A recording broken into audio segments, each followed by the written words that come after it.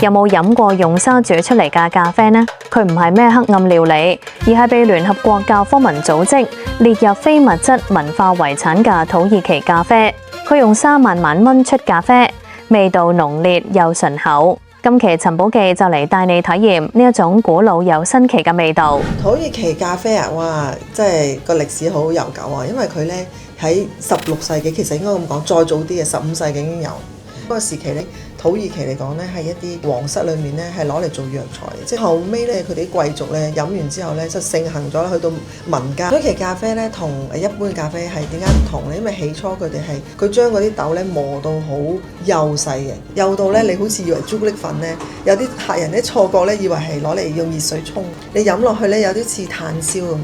當其時佢哋都比較窮困，因為以前嗰年代就喺個灰炭嗰個上面咧就攞住個壺咧煲佢哋啲咖啡嘅。咁啊又或者係沙灘上面，因為沙灘當其時嗰啲嘅地方好熱㗎嘛，一熱咧其實嗰個溫度啱啱好有少少控住個壺咧嘅時候咧，擺住個壺上面，佢慢慢咧就會煮到啲咖啡出嚟咯。同埋佢哋原汁原味咧係唔隔渣。你而家見到現代版嘅所有嘅咖啡咧，即係連渣都冇埋㗎嘛。但係咧土耳其咧到而家啊，啲渣咧仲喺個杯底度嘅。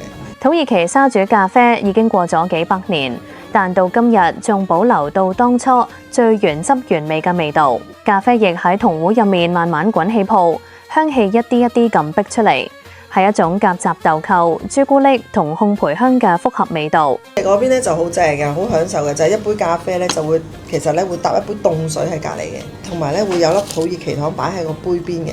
咁佢哋咧就會飲少少咖啡之後咧，就會再飲杯凍水清一清條脷嘅，然之後食嗰粒糖，咁就原來咧咁樣嘅過程食咧係好滋味嘅。食完粒糖之後有少少微甜喺個脷度噶嘛，跟住再飲杯咖啡咧，咁嚟你嗰粒糖係土耳其好出名嘅玫瑰，假設係玫瑰糖咧，咁你成口就有嗰種玫瑰嘅咖啡香味啦。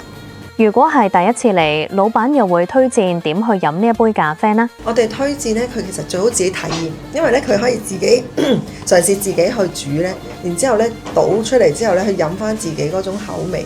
咁就事不宜遲，試下先咯。第一步要首先準備熱沙，將細沙倒入專用沙爐或者厚底鍋中，加熱至大約200度左右。使用專用銅壺加入咖啡粉同水。將銅壺拌埋入熱沙中，然後以均速轉圈，等到咖啡液開始沸騰，表面出現奶棕色泡沫時，將佢移去，並加到將要飲嘅杯中。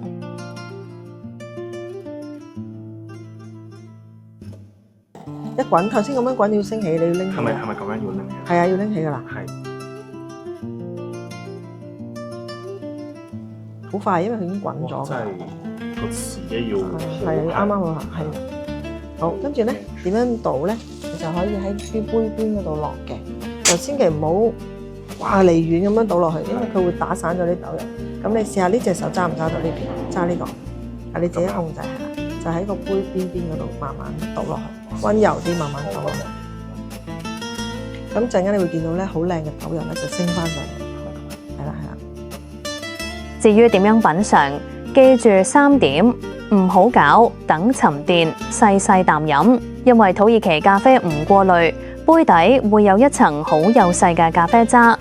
飲之前先聞香，再慢慢品，俾啲咖啡喺口入面停留一陣，讓自己嘅心思沉靜落嚟，真正嘅好好享受呢一段時光。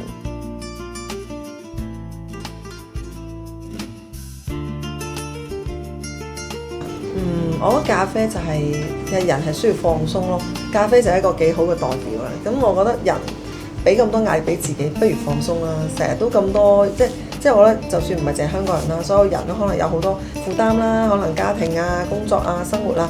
但係其實可能一杯咖啡，你用少少時間 spend 少少時間去享受一杯咖啡，真係專注係淨係飲杯咖啡，咁令到你嘅人咧，整個人咧由頭到尾都放鬆晒，其實係最有價值嘅一個時間嚟嘅。